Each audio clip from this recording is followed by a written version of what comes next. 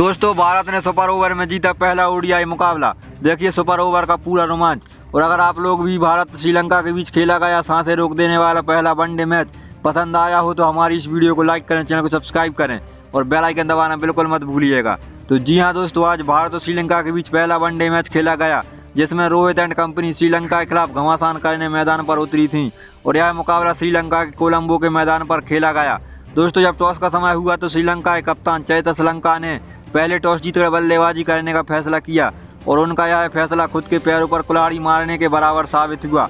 श्रीलंका के कप्तान को यह अंदाजा भी नहीं था कि भारतीय गेंदबाजों के आगे उनका यह फैसला गलत साबित होने वाला है, क्योंकि भारत की गेंदबाजी एक ऐसी गेंदबाजी है जिसके आगे बड़ी बड़ी टीमों के बल्लेबाजों के पैरों के नीचे जमीन खिसक जाती है। श्रीलंका की तरफ से ओपनिंग करने उतरे प्रथम निशंका और अविष्का फर्नांडो, जहां निशंका ने शुरुआत से ही चौके छक्के की बारिश कर दी। मानो ऐसा लग रहा था कि निशंका का बल्ला आग उगल रहा है। उन्होंने अपने आगे भारतीय गेंदबाजों की एक न चलने दी और सामने चाहे सिराज हो या अर्शदीप सबके खिलाफ बड़े बड़े शॉट्स लगाते चले गए, मानो भारतीय गेंदबाजों के आगे उनका बल्ला आग उगल रहा हो। भारतीय कप्तान भी सोच में पड़ गए कि अब करें तो करें क्या। लेकिन जहां निशंका एक तरफ से अपने विकेट को संभाले हुए रखे थे, वहीं दूसरी तरफ भारतीय गेंदबाजों ने कोहराम मचाया हुआ था। सबसे पहले अविष्का फर्नांडो को मोहम्मद सिराज ने एक तेज रफ्तार की गेंद डाली जो फर्नांडो के बल्ले से लगकर अर्शदीप सिंह के हाथों में चली गई और अविष्का 7 गेंदों में मात्र 1 रन बनाकर पवेलियन लौट गए। और इसके बाद कुशल मेंडिस भी 14वें ओवर में शिवम दुबे के शिकार बन गए। इसी तरह समरा विक्रमा को भी अक्षर पटेल ने शुभमन गिल के हाथों कैच आउट करा दिया। ऐसे ही श्रीलंका के लगातार विकेट गिरते ही चले जा रहे थे, लेकिन एक तरफ निशंका अपने विकेट को संभाले हुए थे और कप्तान श्रीलंका भी 14 रन बनाकर पवेलियन लौट गए। कोई भी निशंका का साथ देने पिच पर खड़ा नहीं रह पा रहा था और ऐसे ही दबाव में आकर जब प्रथम निशंका ने वॉशिंगटन सुंदर के खिलाफ बड़ा शॉट खेलने की कोशिश की तो वह भी एलबीडब्ल्यू आउट हो गए। निशंका ने 75 गेंदों में 56 रनों की पारी खेली। निशंका के आउट होते ही क्रीज पर उतरे दुनित बेल्ला लगे और जनित लिया लगे, जिन्होंने श्रीलंकन पारी को संभाला। दोनों के बीच 41 रनों की साझेदारी हुई, लेकिन दोस्तों बेल्ला लगे तो रुकने का नाम ही कहाँ ले रहे थे। हर गेंद को मानो आसमान की सैर करा रहे थे। बेल्ला लगे ने सिराज के 49वें ओवर में 1 छक्का और 1 चौका लगाकर 13 रन बना दिए और आखिरी ओवर में भी 8 रन चुरा लिए। बेल्ला लगे ने 65 गेंदों में नाबाद 67 रनों की पारी खेली।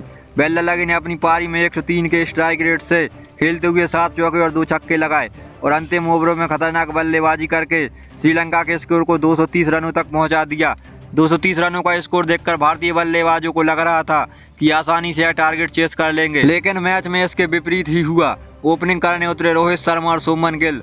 रोहित ने ताबड़तोड़ पारी खेली और पावर प्ले के 10 ओवरों में ही टीम का स्कोर 72 रनों तक पहुंचा दिया, लेकिन इसके बाद तो मानो भारतीय बल्लेबाजों पर काले घने बादल छा गए हों। रोहित शर्मा ने 47 गेंदों में 58 रनों की पारी खेली, लेकिन रोहित के अलावा और दूसरा कोई बल्लेबाज बड़ा स्कोर नहीं बना पाया।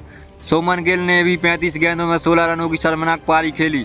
फिर इसके बाद विराट कोहली से उम्मीद जताई जा रही थी कि कोहली टीम के लिए कुछ करके दिखाएंगे, लेकिन कोहली को स्टार्ट तो मिला, लेकिन कोहली इस स्टार्ट को बड़े स्कोर में तब्दील नहीं कर पाए और कोहली भी 32 गेंदों में 24 रन बनाकर पवेलियन लौट गए। और इसके बाद गौतम गंभीर ने वॉशिंगटन सुंदर को चौथे नंबर पर बल्लेबाजी करने भेजा, लेकिन उनका यह दाव भी काम नहीं आया और सुंदर भी मात्र 4 गेंद खेलकर 5 रन ही बना पाए। और इसके बाद श्रेयस अय्यर और केएल राहुल, जो कि भारतीय टीम में लंबे समय के बाद टीम इंडिया में वापसी कर रहे थे, और दोनों बल्लेबाजों को स्टार्ट भी मिला, लेकिन वह इस स्टार्ट को भुना नहीं पाए और श्रेयस अय्यर मात्र 23 रन और राहुल मात्र 31 रन बनाकर पवेलियन लौट गए। अब भारतीय टीम संकट में आ चुकी थी, क्योंकि दोस्तों 132 रनों के स्कोर पर ही टीम के 5 महत्वपूर्ण विकेट गिर चुके थे और श्रीलंका के गेंदबाजों का हौसला मानो 7वें आसमान पर था।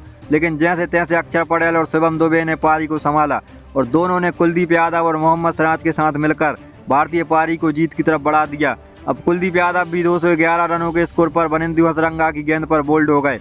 अब भारतीय टीम को 33 गेंदों पर 20 रनों की जरूरत थी और अब सभी की उम्मीदें शिवम दुबे पर टिकी हुई थी और अंत में दुबे ने 1 छक्का और 1 चौका लगा भी देते हैं और भारतीय टीम को 15 गेंदों में 1 रन की जरूरत थी और क्रीज पर खड़े थे शिवम दुबे और गेंदबाजी पर थे श्रीलंका, लेकिन दुबे श्रीलंका की गेंद को समझ नहीं पाए और बोल्ड हो गए।